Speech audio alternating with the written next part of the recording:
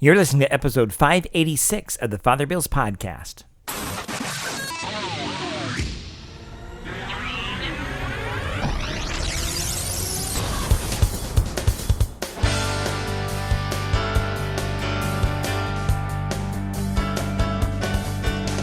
Welcome back.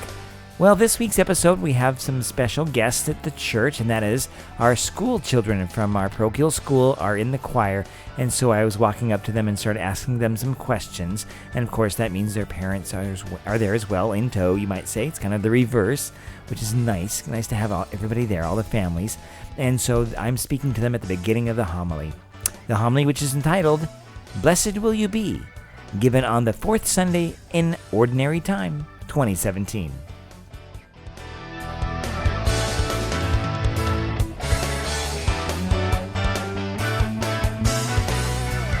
Well, children from our school, it is great to have you here.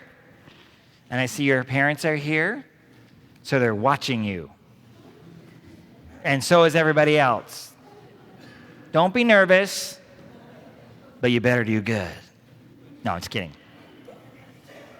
It's kind of like a school mass, but with a lot of extra people, huh?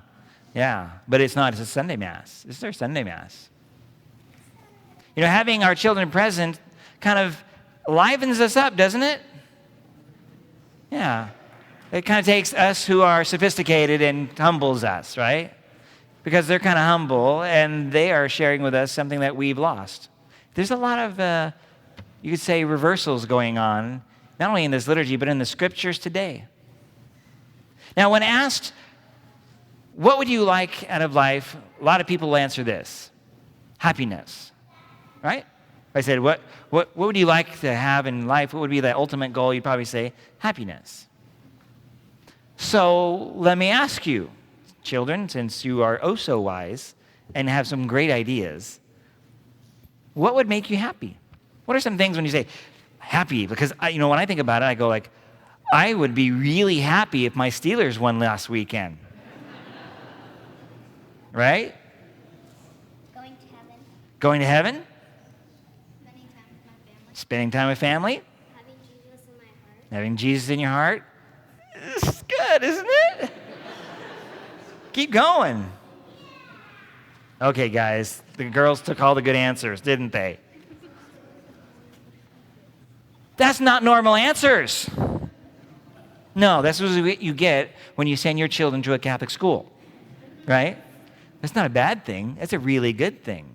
But we're often tempted to say things like, well, when I get a good grade in school, or maybe when I get to go to a good movie, or maybe I got a great food and it made me all warm and fuzzy inside, right? Those all make us happy. The problem with all those things, right, is they're transitory. They make us happy for a time, and that's kind of what our understanding of happiness is. The Greek word in the scriptures is makarios, where it says blessed. It's really happy is what it says. Happy are those who mourn. But that just sounds nuts, doesn't it? It does. To our modern English ear, that sounds nuts. But that would be the direct translation. But see, their understanding of happiness is not what we talk about. So the scripture writers are speaking in terms of blessedness. Blessed are you. Blessedness carries a sense of something that will continue even through the difficulties. A quality of one's life that no matter what happens, it is present. Because I look at that list and I'm like, huh? How can you be happy when you're mourning? Those seem like opposites. But it's not the same kind of happiness. Today, Jesus speaks to us. The church has set before Jesus this amazing poetic text. We call them the Beatitudes. The Beatitudes. And he's describing the qualities of someone who is blessed. How do we become blessed? What is the true path to what is really happiness? I would like to propose it's holiness. A holy life is a blessed life. A holy life gives us not the current definition of happiness, but the real blessedness.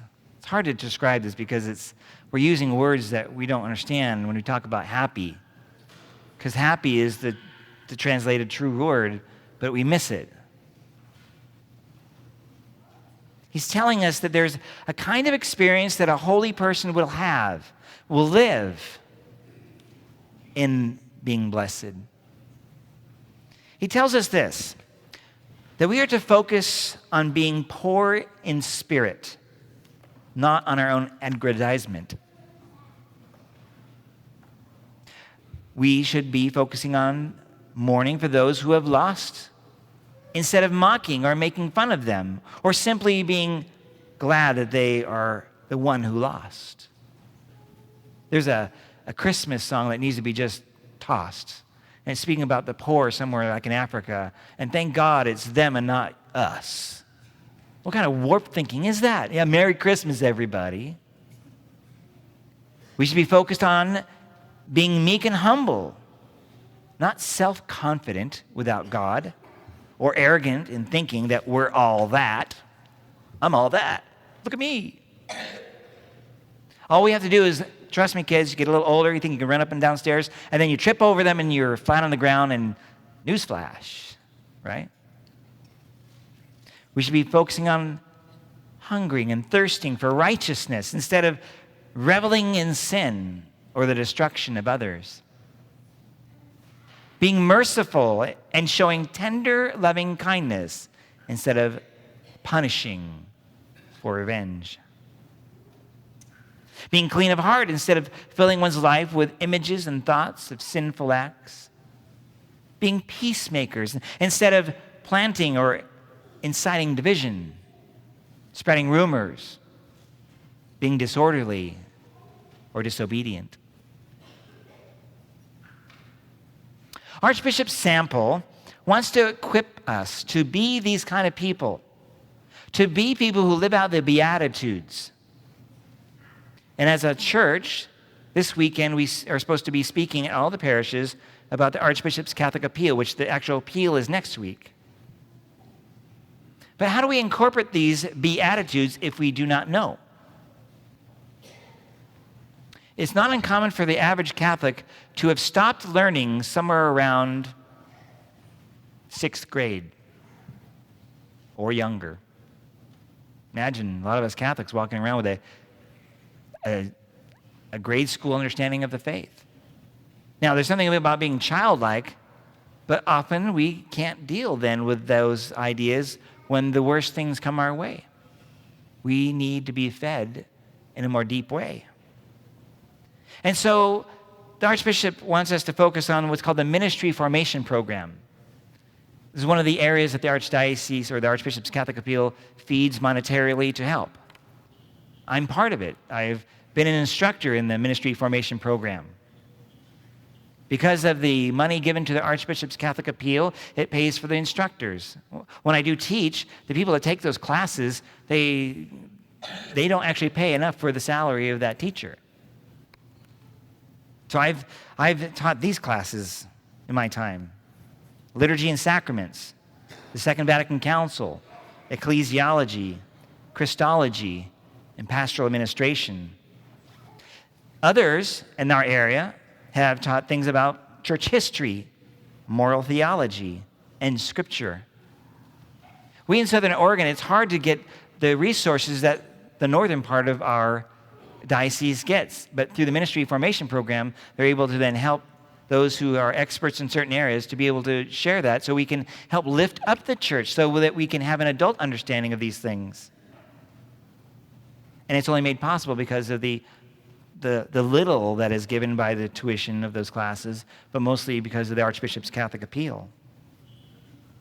The appeal also focuses on other things, and every year we have something different, like Hispanic ministry grants, retired priests, seminary education, the Office of Marriage and Family Life, which we focused on last year, youth and young adult ministry, and more. So in our time here, as we live in 2017, we need to equip ourselves all the more. When's the last time you took a Bible study class? When's the last time you went on a retreat? When's the last time you participated in a small faith sharing group in Lent, which is coming? We need to do all these things annually or more, lest we be stuck in a 6th grade or lower understanding. But in order to live out these Beatitudes, then, we need to have examples before us, people that know these things, who live them out. And while we are a hospital of sinners, we are also a group of saints on the journey. Being Catholic Christian is not easy today. In fact, Jesus tells us that when we live out these Beatitudes, which are hard, blessed are those who mourn. That's hard. When we live this out in our culture, we will be persecuted. Have you ever stood up for your faith and had someone persecute you because you're a Christian? More and more our Christian faith is becoming the opposite of what our culture is doing, ever more. But we shouldn't just sit there and let it happen. We should equip ourselves so that we can live it, so we can come to know Jesus deeply.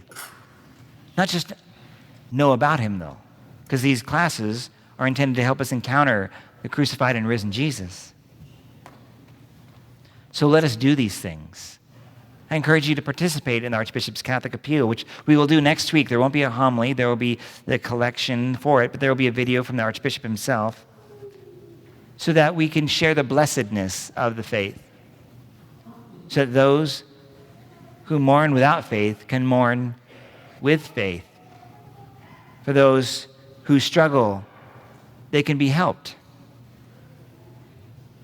so that the reward for all of these things will be for us and those who we serve and those who we love. For blessed are we when we live this life, and great will our reward be in heaven.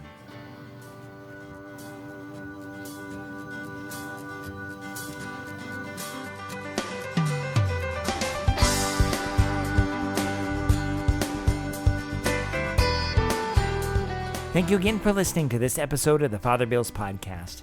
If you have any questions or comments, you can just go to my website, fatherbill.org, FRBILL.org, and you can find all kinds of links to my social media, as well as to an email link or a connection so you can send me an email directly from the website. And until next time, may God bless you, and have a great week. Bye-bye.